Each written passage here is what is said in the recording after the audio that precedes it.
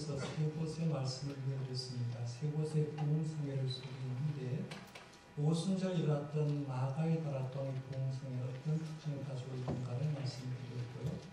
사무엘을 간사로 열린 미스바 부흥성회 어떤 역사가 일어났고 어떤 준비를 했는가를 말씀드렸습니다. 베드로를 간사로 열린 고넬료의 가정의 부흥성회를 생각하면서 어떤 특징인가를 말씀을 쭉 드렸습니다.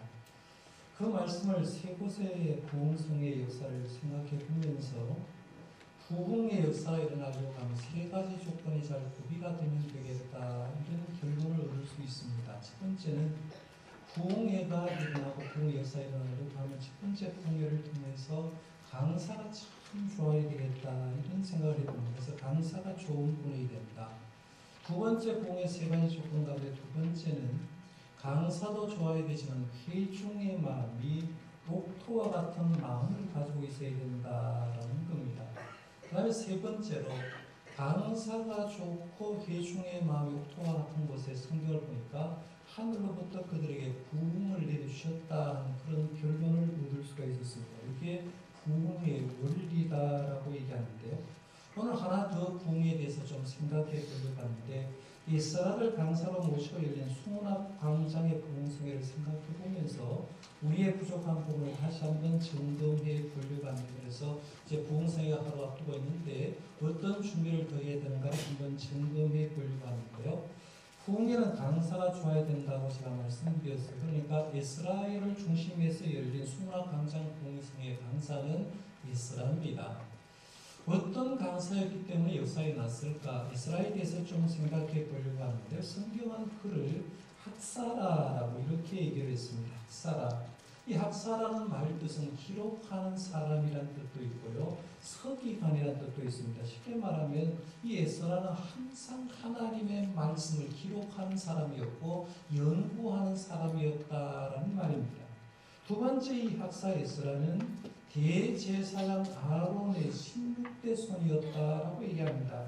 에스라 7장 5절 말씀에 보면 이 에스라는 대제사장 아론의 16대 손이었다라고 이렇게 얘기하는데 지금 우리가 살고 있는 시대는요, 옛날에는 핵가족이라는 말이 등장했는데 요즘은 등장한 트렌드가 1인 가구라는 말을 합니다. 옛날에는 3명, 4명에서 이제 핵가족이라고 얘기했는데 지금은 혼자 사는 1인 가구 시대가 되었다라고 얘기해서 지금은 사실은 어떤 가문이나 가족을 별로 중요시 여기지 않게 되고 앞으로 우리나라가 이제 지내고 100년 어간 지나게 되면 족보하는 사람이 별로 없을 건데 한 사람의 신앙을 평가함에 있어서는 사실은 가족력이 굉장히 중요합니다. 예를 들어서 여러분들 신앙생활 한 명 한 명의 저 사람의 신앙을 제대로 알려고 하면 저 사람 현재 나타나는까지는 모릅니다.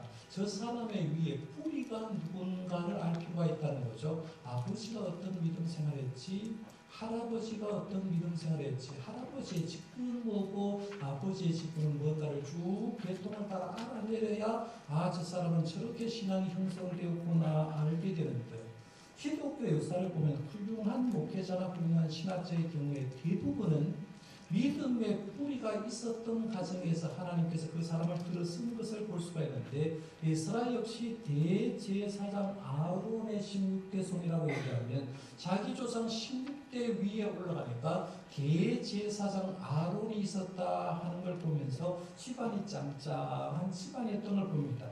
그 다음에 에스라는 말씀을 연구하고 준행한 사람이었다라고 얘기하는데요. 에스라 7장 10절 말씀을 보니까 에스라가 여호와의 율법을 연구하여 준행하며 윤리와 규례를 이스라엘에게 가르치기로 결심하였더라라고 얘기합니다. 에스라는 바벨론 포로지에 있다가 예루살렘에 왔는데 바벨론 포로지에 있을 때나 예루살렘에 왔을 때 그가 한 일은 뭐냐면 하나님의 말씀을 연구하는 거였어요.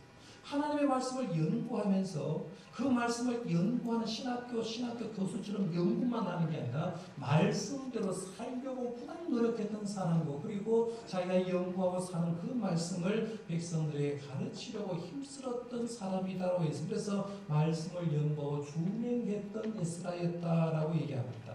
그 다음에 에스라는 제2차 포로 귀환의 지도자였던 걸 보게 됩니다.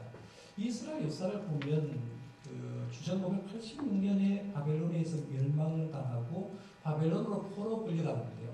완벽하게 나라가 멸망하기 전에 이미 2번 바벨론 포로에 끌려갑니다. 그리고 나라가 멸망했을 때 3번째로 바벨론 포로에 끌려가는데 3번에 걸쳐서 바벨론 포로에 끌려가고 70년 포로 생활이 끝나고 주전 538년에 다시 한번 귀환을 하는데 귀환을 할 때도 3번에 걸쳐서 귀환을 합니다.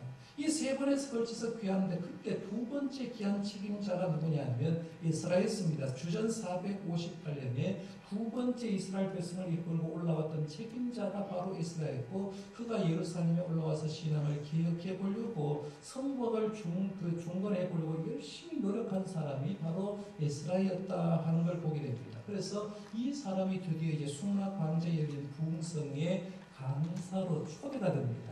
강사로 초대돼서 이제 부흥회를 하는데 부흥회를 하기 전에 오늘 말씀을 쭉 읽어보면 제가 구체적으로 한 절 한 절 읽지 않지만 전체적으로 말씀드리면 이런 거예요. 부흥회 강사가 와서 뭘 하느냐면 말씀을 효과적으로 전하기 위해서 만반의 준비를 갖춥니다. 첫 번째 준비를 한 게 뭐냐면 나무 강단을 직접적으로 제작을 합니다. 근데 지금마다 교회마다 들어가면 전부 다 강대상이 있지 않습니까? 말씀을 선포하려고 강대상이 높습니다.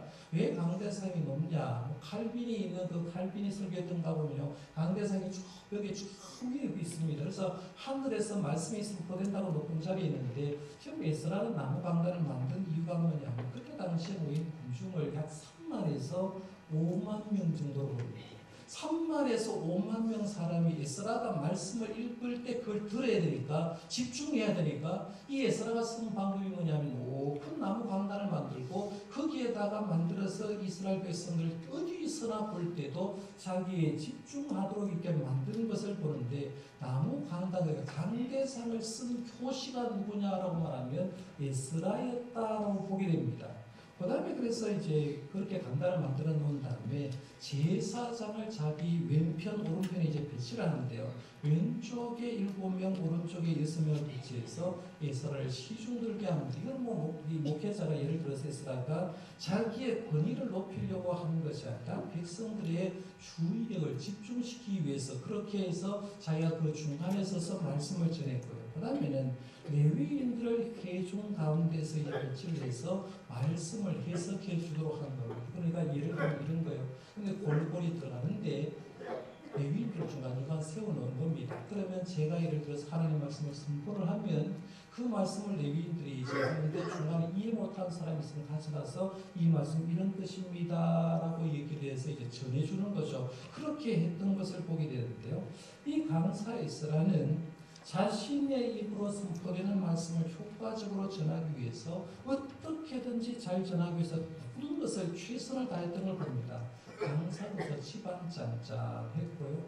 실력 대단했고 준비와 환경까지 완벽하게 갖춘 상태에서 부흥성회가 시작되었다고 보게 됩니다. 그러면 내일 저녁부터 시작되는 우리 강사님 이름이 뭐죠?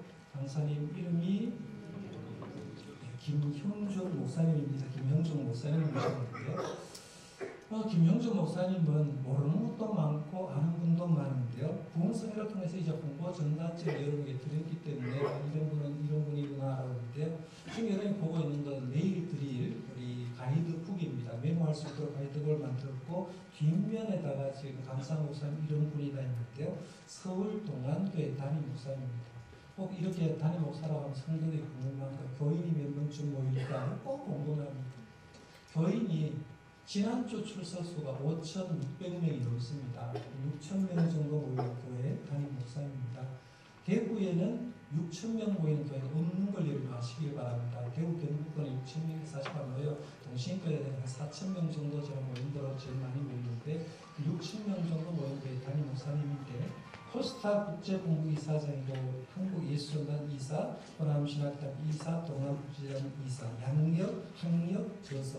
사실은요, 이거 인터넷만 치면 다 나옵니다. 사실은 이게 중요한 게 아니라 김형준 목사님의 신앙의 뿌리가 중요하다고 제가 말씀드렸어요. 3년 전에 이찬수 목사님이 우리에게 부흥성에 오셨죠. 거의 2만 명 정도가 된다고 제가 말씀드렸어요. 300명 정도의 부흥성의 집회가 2만 명 교회 목사님이 오고 6천 명 교회 목사님이 오는 건 그렇게 드문 얘기예요. 여러분이 지금 보면서 진짜 훌륭한 목사님 보는데 제가 훌륭하다고 얘기하는 건 이찬수 목사님의 경우에도 목사님의 실력도 문제지만 그 목사님이 대구의 아버지가 목회를 하셨잖아요. 40일 금식기도 하다가 세상을 떠났어요. 아버지 목회자 피를 받았어요. 40일 금식하다가 하나님께 구원받고 어머니는 살아서 계시는데 그 어머니가 자식을 위해서 얼마나 기도하는지 또 성경을 얼마나 외우는지 어머니는 로마서 전장을 달달 외우고 있다. 90세가 넘는데도 성경 말씀을 다 외우는데 그 어머니 밑에 누가 있냐면 이찬수 목사님이셨다. 김영준 목사님도 제가 강사를 교섭하고 주변에 쭉 말씀을 들어보면 김영준 목사님도 지금 어머니를 모시고 삽니다. 권사님을 모시고 사는데 이 권사님 집안, 그러니까 외가 쪽에도 굉장히 대단한 집안이에요. 훌륭한 인물도 굉장히 많은데 믿음의 뿌리가 있는 그 가정에서 그 가정의 어머니의 기도를 받고 살으니까 김영준 목사님 거에 하나님께서 이렇게 쓰셨다라고 보게 되는데요. 사실은 훌륭한 어머니 안에서 이렇게 훌륭한 신앙의 아들이 등장했다 하는 것을 보게 되는데요. 제가 이렇게 말씀드리는 것은 에스라의 가문을 소개하면서 에스라가 아론의 16대 손이라고 했는데 이 강사 목사님 한경 양의 그거 보지 마시고요. 신앙의 뿌리가 있는 가정의 목사님이 말씀을 전하니까 우리는 강사에 대한 확인하려고 하지 마시고 강사가 어떤 말을 전하든지 하나님이 나를 위해 우리 교회를 위해서 말씀을 전해줄 강사로 보내준 줄 믿으시길 바랍니다. 100% 신뢰하고 말씀을 들으라는 얘기입니다. 그 다음에 두 번째 수문화 강좌의 부흥성회를 좀 연구해 볼 것은 부흥성회 집회 시간이 얼마 정도 되는가 하는데요. 부흥성회는 언제 하는가 제일 중요한 게 뭐 계절적으로 예를 들어 봄에 하는 게 좋을까 여름에 하는 게 좋을까 겨울에 하는 게 좋을까 한번 생각해 볼 수가 있는데 수문화 광장의 부흥성회를 언제 했다고 얘기하냐면 오늘 말씀해 보면 일곱째 날 초하루에 부흥성회가 있었다라고 얘기합니다. 2절 말씀에 나오죠. 일곱째 달 초하루에라고 얘기를 하는데 아무 생각 없이 성경을 보는 사람들 그러면 일곱째 달 초하루니까 7월 1일이 아닙니까? 그래서 7월 1일에 부흥성회가 열렸다라고 하는데 여러분 성경을 보면 꼭 이해하셔야 될 게 뭐냐면 지금 우리가 가지고 있는 태양력과 성경의 말하는 달력, 인간력은 다르다 하는 걸 봅니다. 본문에서 말하는 7월은 태양력으로 보면 9월에서 10월이 해당이 되고요. 이스라엘 달력으로는 이 7월 달이 어떤 달력이 되느냐 하면 신년도 첫 번째 달입니다. 그러니까 오늘 본 말씀에 이전에 말한 일곱째 달 초하루에라고 얘기하면 우리로 말하면 구정 명절에라고 생각하시면 됩니다. 구정이 1월 1일이잖아요. 우리도 구정에 있는데 새해 첫째 달 초하루에 모였다는 거예요. 우리 교회가 부흥성회를 이제 내일 하는 거예요. 아무 생각 없이 하면 12월 2일 날 한다라고 생각하는데 제가 말씀드렸어요. 교회력의 한 해 시작은 언제부터라고 했습니까? 오늘부터라고 했어요. 대림절 첫 번째 주일부터. 그러니까 오늘이 교회력으로 얘기하면 1월 1일이 되는 거예요. 그러니까 대림절 첫 번째부터 교회력이 시작되는데 시작되고 나서 그 다음 날부터 시작해서 2박 3일 동안 부흥성회가 열린다는 것은 한 해를 시작하면서 교회력으로 말씀 잔치를 버리고 말씀의 은혜를 받고 한 해를 시작하겠다는 그런 의미로서 부흥회가 열리니까 굉장히 귀한 부흥성회가 되고요. 그 다음에 수문화 강좌의 부흥성회는 말씀 선포 시간이 몇 시간이었느냐 하면 새벽부터 정오까지 말씀을 선포했다라고 얘기합니다. 3절 말씀의 중요 부분을 읽어보면 이렇게 말합니다. 수문화 광장에서 새벽부터 정오까지 그 다음 중요한 말 읽음에 라는 말 중요하고요. 그 다음에 뒤에서 귀를 기울였는데 라고 얘기합니다. 수문화 광장에서 새벽부터라고 했는데 이 새벽부터의 원어적인 뜻은 뭐냐면 빛에서부터입니다.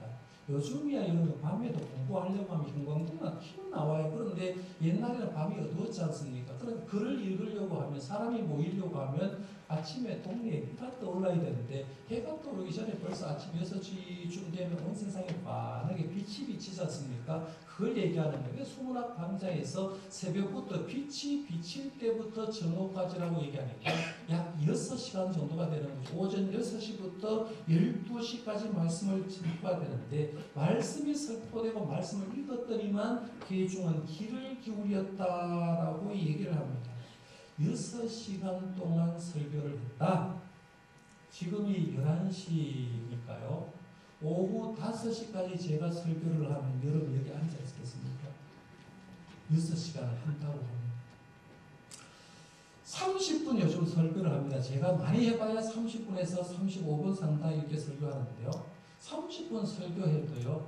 성도들 가운데 잘 듣는 사람도 있지만 집에서 이렇게 트는 사람이 있어요. 이유가 간단해요. 작년에 집중력이 학문적으로 얘기할 때 20분에서 22분 정도라고 얘기합니다. 어른들도요. 한 강좌를 들을 때 집중할 수 있는 시간이 20분에서 22분밖에 안 되기 때문에 22분을 넘어서면 강연이 그때부터 좀 지루하게 느껴진다는 얘기입니다. 정상적이라는 얘기입니다. 요즘은 드라마 봐도요. 주말 드라마 옛날에는 1시간짜리 그대로 했잖아요. 그렇죠? 1시간 했으면 8시부터 9시까지 했는데 요즘 주말 드라마 보면 8시부터 하는데 중간에 30분 딱 하고 1분 쉽니다. 광고 또 하고 또 합니다. 그걸 뭘 보여주느냐 하면 현대 사람이 지긋하지 못하다는 걸 보입니다. 현대 사람이 얼마나 급하냐 하는 것을 보여주는데요. 저는 군대 생활하면서 군종병으로 이제 사역을 했는데 제가 군수사령부에서 이제 하면서 울산에서 근무하다가 군종병이 돼서 부산에 있는 군수사령부 본대에 가서 군종병 교육을 받았는데요.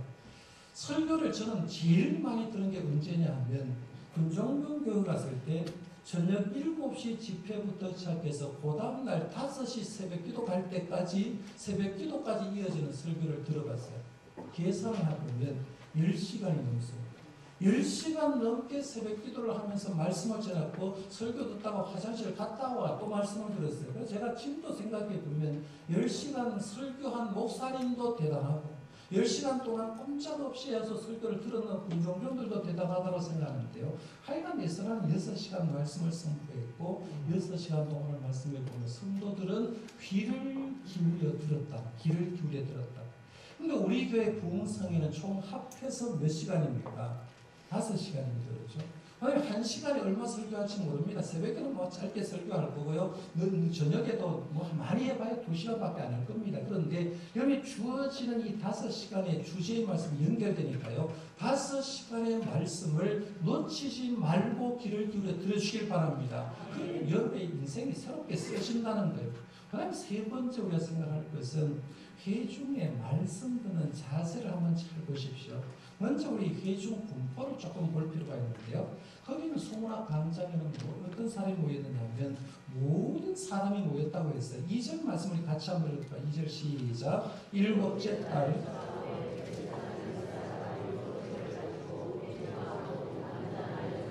알아들을 만한 모든 사람 앞에 이르러 아멘.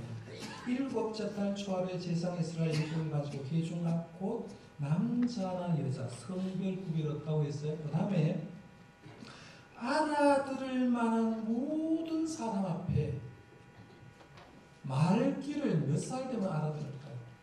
그런데 인간의 발달 단계를 보면요. 1살쯤만 되면 부모 눈빛 보면 말귀 알아듣는다. 1살 때 표현한 맘마, 아빠 이렇게 표현하고 여기에서 말귀를 알아듣는 많은 모든 사람, 우리 생각에는 어린데 어린 사람들도 거기에 와서 하나님 말씀을 들었다는 거예요. 그러면 보통 우리가 이제 내일부터 봉성회를 하는데 어른들이 이렇게 얘기할 수 있죠. 야, 니 공부해. 니 아직 어리니까, 아직도 아동부 다니니까 너는 말씀 들을 기가 없어 라고 얘기하는데 사실은 말씀을 누가 들을 수 있느냐 하면 어린 아이들도 잘 듣습니다. 지금 제가 설교를 하고 있잖아요. 관현악단 앞에 한번 보십시오. 아동부 친구들이 있어요. 3학년, 4학년 중고등학생이 있습니다. 얘들은 몇 시에 교회 나왔대요? 8시 40분 정도 거기서 나와서 9시에 아동부 예배, 중고등부 예배 드렸거든요. 얘들이 말씀 듣는데요. 여러분 지금 그냥 듣고 있을지 모르지만 관여했다는 애들은 설교 메모하는 친구들이 굉장히 많습니다. 집중해서 말씀을 듣는데 결국은 얘들이 말씀을 들으면 이 말씀이 어디 가느냐면 자기 심령밭에 들어가고 일평생 하나님의 말씀이 이 학생들, 관현악단 학생들을 움직이는 줄 믿으시기 바랍니다. 말씀은 들을 기가 있으면 다 듣는다는 거예요. 그러니까 우리가 집회에 누가 참석하지라고 했을 때 가끔씩 보면 부흥 강사 와가지고 어린아이들 빽 소리 지르면 소리 지르는데 절대로 그렇지 않아요. 하나님의 말씀은 들을 귀 있는 사람은 들으라고 얘기했거든요. 그러니까 어린아이를 포함해서 모든 모든 사람들이 은혜 받는 부흥성회가 되시기를 바랍니다. 시간 나와야 될 필요가 있다는 거예요. 그 다음에 두 번째는 책을 펼 때 거기 모인 모든 백성들이 일어섰다라고 얘기합니다. 5절 말씀 보십시오. 에스라가 모든 백성 위에 서서 그들 목전에 책을 펴니 책을 펼 때에 모든 백성이 일어서니라라고 했어요. 사실 5절 말씀이 없어도 수문화 광장에 모인 사람들의 마음 상태는 이 목도가 되어 있습니다. 이유는 뭐냐면 일이 첫 시간에 나왔다. 우리로 말하면 설날 놀지 않고 거기에서 3만에서 5만 명의 사람이 거기에 모였다는 자체가 이미 옥토가 되었다고 얘기하는데, 옥토가 된 그들이 왜 모였을까라고 생각해보면 눈으로 본 거예요. 느헤미야 총독이 와가지고 100여 년 어간 동안 성벽 건축을 못한 걸 52일 만에 완공해서 쫙 올라가는 걸 봤어요. 그래서 눈으로 보면서 이건 하나님의 역사라는 거죠. 하나님의 역사가 아니라 이렇게 52일 만에 성벽 건축을 완성할 수 없구나라는 것을 그들의 눈으로 뜨면서 하나님의 움직임을 느껴버린 거예요. 그 다음에 느헤미야 7장에 가니까 인구조사를 쭉 했는데, 인구조사를 하니까 예루살렘의 성 안에 있는 사람보다 성 밖에 동네 사람들이 많아. 지금 하나님이 어떤 메시지를 주겠다고 생각하고 그들이 수문학 광장에서 모였다는 거죠. 이미 하나님의 움직임을 느끼고 모였는 그들에게 준비된 회중에게 강사에 쓰다가 율법책을 딱 폈어요. 율법책을 펴자마자 오늘 말씀해 보니까 모든 백성이 뭐 했다고 했어요? 일어섰다라고 얘기합니다. 통상적으로 유대 사람은 말씀은 앉아서 들었고요, 기도는 서서 했습니다. 성경에 보면 바리새인들이 시장통에 서서 손을 들고 기도했다 이런 얘기 하잖아요. 유대인들은 서서 기도하고 앉아서 하나님의 말씀을 듣는데, 지금 수문학 광장에서 모였던 사람들은 말씀을 딱 펴는 순간에 말씀이 얼마나 갈급했든지 거기에서 일어섰다라고 얘기해요. 이것만 봐도 그들의 마음 상태를 알고 은혜가 될지 아닐지 아는. 저도 설교자로서 벌써 5년 동안 살다 보니까요, 우리 교회에서 설교하고 외부에 가서 설교를 딱 해서 딱 서는 순간에 저분은 은혜 받겠구나, 저분은 준비가 안 됐구나, 저분은 말씀에 좀 가란 면이 느껴지는구나, 저분은 전혀 가라앉지 않구나라고 느껴집니다. 자세에서 느껴진다. 어떻게 느껴진지 아십니까? 젊은 청년 남녀가 연애를 할 때 카페나 레스토랑 가서 음식을 먹거나 커피를 먹을 때, 남녀가 연애할 때는요, 의자를 딱 앉아 있는데 앉아서 뒤로 이렇게 적혀 있는 사람 한 사람도 없어요. 뒤로 해가지고 이렇게 해서 있는 사람도 없어요. 전부 다 사랑하는 사람은요, 카페에 앉아 있는데 앞으로 심어도 숙입니다. 그래서 상대방이 어떻게든지 잘 들어주려고 이렇게 앞으로 숙여 있는 모습을 보이는 거예요. 그 자세 하나가 뭐냐면 내가 이 사람을 얼마나 사랑하고 얼마나 관심 있는가를 보여주는데, 우리 성도들도 마찬가지예요. 예배를 드리다 보면 요즘 그런 교인이 없어요. 전에는 어떤 교인이냐면 예배 드리는데 장의자 손 이렇게 넣어가지고 뒤로 이렇게 적혀있는 그런 사람이 있었어요. 제가 딱 보면 저 사람 평생 믿음 안 들어가겠다고 생각해요. 왜? 하나님의 말씀을 듣는 자세가 그래가지고요, 말씀의 역사가 일어나지 않아요. 근데 오늘 본문 말씀을 보십시오. 책을 펼 때 모든 백성이 일어섰다라고 얘기하는데요, 우리가 하나님의 말씀을 들을 때도 매 시간 말씀 들을 때 이런 수문학 광장에 있는 사람들처럼 간절함으로 들을 수 있기를 바랍니다. 그럼 내 마음밭에 심겨지는 거예요. 그 다음 오늘 본 말씀에 우리가 회중들이 응답과 경배가 분명했다는 겁니다. 6절 말씀에 한번 보십시오. 에스라가 위대하신 하나님 여호와를 송축하며 모든 백성이 손을 들고 아멘 아멘 하고 응답하여 몸을 굽혀 얼굴을 땅에 대고 여호와께 경배하니라고 했습니다. 말씀을 선포하기 위해서 책을 딱 폈어요. 백성들이 일어났습니다. 그 다음에 뭐냐면 에스라가 뭘 하느냐면 하나님을 찬양한 얘기도 합니다. 여호와를 송축하며라고 해서 하나님 우리 찬양하십시다라고 얘기하니까 백성들이 뭐라고 했어요? 백성들이 손을 들고 뭐라고 했어요? 아멘 아멘 했다는 거죠. 하나님 찬양하십시다라고 하니까 백성들이 아멘 아멘 하면서 찬양했다는 거예요. 준비된 강사의 말 한마디 회중은 아멘으로 화답했고 그대로 얼굴을 땅에 대고 하나님께 경배했다 해서, 그래서 몸을 보면 몸을 굽혀 얼굴을 땅에 대고 여호와께 경배하는, 이게 예배의 모형입니다. 예배 자세는 이렇습니다. 예배하기 위해서는 예배를 이렇게 정해야 합니다. 예배란 뭐냐? 예배란 하나님 앞에서 자기 자신을 드러내고 그리고 거기에 꿇어 엎드리고 그에게 최상의 가치를 드리는 것을 예배라고 합니다. 여기 예배를 드리는데요. 예배 그냥 내가 왔다고 예배가 되는 게 아니라 예배란 하나님 앞에서 자신을 드러내는 겁니다. 내가 죄인이다. 내 속에 있는 걸 드러내고 그 다음에는 그리고 거기에 뭐해서 꿇어 엎드린다. 예배 자세는요. 낮아지면 낮아지면 들어오죠. 낮아지면 낮아지고 좋은 자리에서 나는 낮아지고 하나님께 드리는 것 찬양, 기도, 헌금은 어떤 걸 드려야 돼요? 최상의 것을 드리는 이게 예배의 정의입니다. 이런 예배를 지금 누가 드리냐면 승낙 광장에 모인 사람이 드리고 있는 거죠. 그러니까 예수가 말씀을 피워놓고 하나님을 찬양하고 하니까 백성들이 아멘 아멘으로 화답하면서 거기서 무릎을 꿇고 하나님 앞에서 엎드려 절을 했다라고 얘기합니다. 이런 강사에 대한 화답과 진정한 예배를 우리도 할 수 있기를 바랍니다. 담임 목사로서 부흥성회 할 때마다요, 3년마다 이렇게 3, 4년마다 하는데 영역대가 참 많아요. 이제 강사 교수부터 시작해서 끝날 때까지 잘 끝나야 되니까 영역된 분이 많은데 그 중에 하나가 뭐냐면 부흥 강사로 가지고 자리도 채워주려고 이제 많이 오고 하지만 성도들의 반응이 좋아야 되는데 굉장히 중요해요. 특별히 서울에 있는 강사 모셔놓으면요 반응에 굉장히 신경 씁니다. 왜냐하면요 서울에 있는 성도하고 대구에 있는 성도의 반응의 속도가 이런 다르다는 거 아십니까? 서울에 있는 사람은 지하철이 빨리 가듯이요 반응도 팍 옵니다. 그러니까 예수가 찬양하자 하니까 군중들이 아멘 아멘 하고 있는데 서울에도 이런 인터넷으로 설교를 들어보면 말씀이 떨어지자마자 아멘 아멘 하는데 대구에 있는 성도님들은 아멘을 언제 하느냐면 제가 지금 설교를 하면 집에 가서 오늘 말씀 좀 했지. 그 말이 왜 이러는 거지? 그건 문제가 하나가 있어요. 강의하는 사람하고요 설교하는 사람은 반응에 따라서 더 주고 싶고 덜 주고 싶다.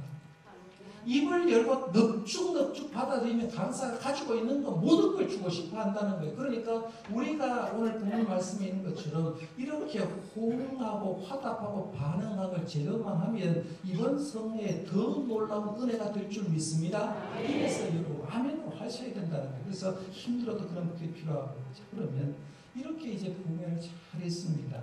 부흥회는 준비도 중요하고 부흥회하는 것도 중요한데 결과가 더 중요합니다. 왜 부흥회합니까? 라고 하면 행사로 하면 절대로 없어요. 이 부흥회가 끝나고 교회가 이렇게 변할 것을 기대하고 하는데 수문학 간장의 부흥회도 이런 결과가 일어났습니다. 어떤 결과가 있나 하면 한번 보십시오. 말씀을 듣고 회중이 다 울었습니다. 9절 말씀 한번 보십시오. 백성이 율법의 말씀을 듣고 다 거기는 맑게 알아듣는 모든 사람이 있다고 했어요.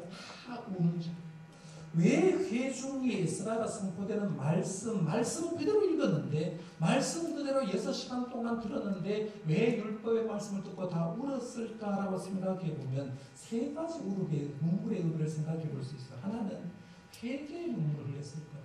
율법의 말씀 모세 오경을 쭉 가는데 우리가 바벨론 포로 70년 생활한 이유도 포로의 귀한 일을 이렇게 힘들게 사는 이유도 말씀대로 살았으면 이런 고생 안 할 건데 왜 말씀대로 살지 못했을까 생각하면서 회개하는 눈물이 들어갔을 거예요. 두 번째는 그래도 하나님 우리를 사랑해 주었잖아요. 스룹바벨을 보내줘서 제2의 성전 건축하고 느헤미야를 통해서 불가능했던 성벽을 52일 만에 건축하고 그래도 하나님의 나라의 역사를 새롭게 시작할 수 있게 해주는 것 생각하면서 감사의 눈물도 들어갔을 거예요. 그래서 눈물에는 회개의 눈물의 의미도 있고 감사의 눈물이 있어요. 또 하나는 결심의 눈물의 의미도 있을 겁니다. 이제는 옛날처럼 안 살아야겠다. 이제는 직접 말씀대로 살아서 축복된 삶을 살아야겠다 생각하면서 결심의 눈물을 흘렸을 겁니다. 그러니까 회개의 눈물, 감사의 눈물, 결심의 눈물을 합치면 한마디로 말하면 부흥으로 인해서 이어지는 눈물을 흘렸다고 보게 되는 거죠. 눈물을 얼마나 흘렸으면 오늘 말씀해 보면 뭐라고 얘기했어요? 느헤미야와 거기에 있는 지도자들이 이렇게 합니다. 오늘은 성일이니까 울지 말라고. 오늘은 성일이니까 하나님 역사를 보면서 기뻐해라고 얘기했어요. 그래서 오늘 말씀 10절 말씀 그때 보면 이래 했어요. 이날은 주의 성일이니 근심하지 말라. 여호와를 인하여 기뻐하는 것이 너희의 힘이니라 하고 부흥성회를 5시간 했는데 성도들이 마지막 결단 기도하는데 막 울기 시작했어요. 우리 교회도 제가 정리하면서 울지 마세요. 오늘 좋은 날 아니에요. 이렇게 했다는 얘기예요. 이런 역사가 일어난 거죠. 진정으로 회개하고 감사하고 결단이 흘렸을 때 지도자도 오히려 기뻐하십시다라고 얘기합니다. 그 다음에 부흥의 결과물을 좀 생각해 보면 신앙으로 이제 돌아오기 시작합니다. 여러 가지가 있어요. 그래서 이 8장 말씀 뒷부분도 시작해서 마지막 10장 말씀까지 쭉 읽어보면 정리를 간단하게 하면요. 초막절을 지켜야 됩니다. 여호수아부터 시작해서 지금 이 에스라 선지자가 에스라 사역할 때까지 3년 정도가 되는데요. 그때까지 초막절을 제대로 못 지켰다고 합니다. 드디어 초막절을 지키면서 하나님 말씀을 다시 듣기 시작했습니다. 느헤미야 9장에 보니까 백성들의 죄를 자복합니다. 우리가 이런 죄를 지었습니다. 고백했어요. 느헤미야 10장 30절에 보니까 이제는 이방인과 결혼하지 않기로 결심을 합니다. 그동안에는 혼합 결혼했는데 내가 하나님을 모르는 사람 이방인과 결혼하지 않기로 결단하고 그 다음에는 느헤미야 10장 31절에 보니까 그동안 안식일과 안식년을 제대로 안 지켰는데 이제는 안식일과 안식년을 제대로 지키겠습니다라고 결단을 합니다. 그 다음에는 느헤미야 10장 31절에 보면 가난한 자를 위해서 빚을 탕감을 해줍니다. 그러니까 안식년에 행했던 것들, 희년에 행했던 일들 가난한 자를 위해서 빚을 탕감해주고 마지막으로 보면 성물과 11조를 그동안 잘 하지 않았는데 성물과 11조를 철저히 이행해서 성전을 바로 섬겼다라고 합니다. 한마디로 말하면 이걸 조합해서 얘기하면 신앙으로 하나님의 사람의 원정으로 돌아오는 부흥성회였다라고 얘기합니다. 저는 바라기는요. 이번 부흥성회가 말 그대로 다시 쓰는 인생 행전 아닙니까? 다시 우리의 인생이 어떠해야 되는지 말씀으로 회복되는 신앙생활을 할 수 있는 그런 부흥성회가 되기를 원합니다. 준비는 지금부터 하시는 거예요. 그래서 우리는 이제 에스라엘 강사를 모신 그 수문학 강좌의 부흥성회를 생각했는데 좀 부럽죠? 부럽다고 생각 안 합니까? 아이들 말이 이런 말이 있어요. 부러우면 지는 거다. 부럽다고 생각하지 말고 수문학 강장의 부흥성회가 우리의 영적 부흥성회가 되도록 만들어갈 수 있기를 바랍니다. 그러니까 지금부터 바로 더 남았어요. 기도할 때 부흥 강사를 위해서 기도하시고 우리를 위해서 함께 기도해서 이런 부흥성회가 진짜 교회를 시작하면서 우리의 영성을 다시 세워주는 그런 부흥성회가 되도록 함께 준비하고 함께 기도하고 참여해서 이런 놀라운 부흥의 역사를 경험하는 부흥성회가 되기를 바랍니다. 기도하겠습니다.